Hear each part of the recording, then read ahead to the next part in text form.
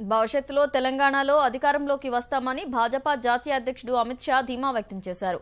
కేంద్రం అందిస్తున్న సంక్షేమ పథకాలను రాష్ట్ర ప్రభుత్వం పేదలకు సక్రమంగా అందించడం లేదన్న ఆయన మోదీ ప్రగతి యాత్రలో కలిసి రావాలని ప్రజలకు పిలుపునిచ్చారు.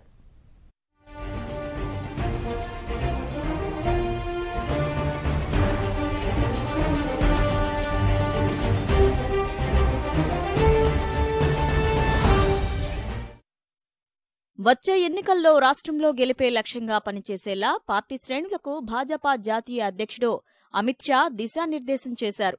నల్గొండ జిల్లా చండూరు మండలం తేరుటపల్లిలో కార్యకర్తల సమావేశంలో ఈ మేరకు కార్యోన్ముఖుల్ని చేశారు. 11 కోట్ల మంది సభ్యులతో ప్రపంచంలోనే అతిపెద్ద పార్టీగా భాజపా అవతరించిందన్న ఆయన పండిట్ దీన్ దయాళ్ పార్టీ విస్తారక యోజనలో భాగంగా అన్ని రాష్ట్రాల్లో బలోపేతం దిశగా అడుగులు వేస్తున్నట్లు వివరించారు.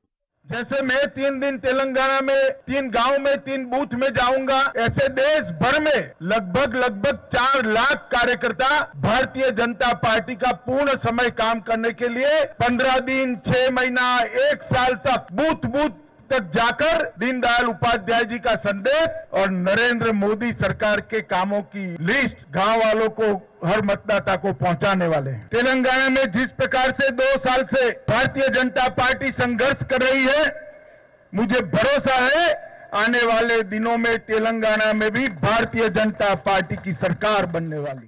పేదలు, రైతులు, బలహీన వర్గాలు సహా అందరి సంక్షేమమే లక్ష్యంగా మోదీ సర్కార్ అనేక పథకాల్ని అమలు చేస్తోందని అమిత్ షా గుర్తు చేశారు. ఈ అభివృద్ధి పథకాల ఫలాల్ని తెలంగాణలో పేద ప్రజలకు అందించడంలో రాష్ట్ర ప్రభుత్వం వైఫల్యం చెందిందని ఆరోపించారు. मित्रों, केंद्र सरकार की योजनाएं तेलंगाना राज्य में ठीक से नीचे तक नहीं पहुंची. अभी मैं गांव में बुनकरों के यहाँ कुछ गरीब घरों में संपर्क करने के लिए गया था. केंद्र सरकार की स्वच्छता अभियान के तहत शौचालय की योजना किसी भी घर तक पहुंची नहीं है. 4.5 करोड़ टॉयलेट्स देश भर के गरीबों के घर में बन गए हैं. मगर मैं तेरटपल्ली में आकर जब गरीब के घर में जाता हूं और वहां पर टॉयलेट नहीं बना है, शौचालय नहीं बना है, तब मालूम पड़ता है कि राज्य सरकार కేంద్ర सरकार की योजनाओं को गरीब तक नहीं पहुंचा रही.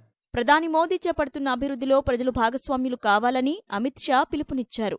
मैं आज इस तेरटपल्ली गांव से मसैया जी की शहीद भूमि के ऊपर खड़े रहकर पूरे तेलंगाना के कार्यकर्ताओं का आह्वान करना चाहता हूं कि भारतीय जनता पार्टी का कार्यकर्ता तेलंगाना में घर घर जाए और तेलंगाना को भारतीय जनता पार्टी का मजबूत घर बनाए.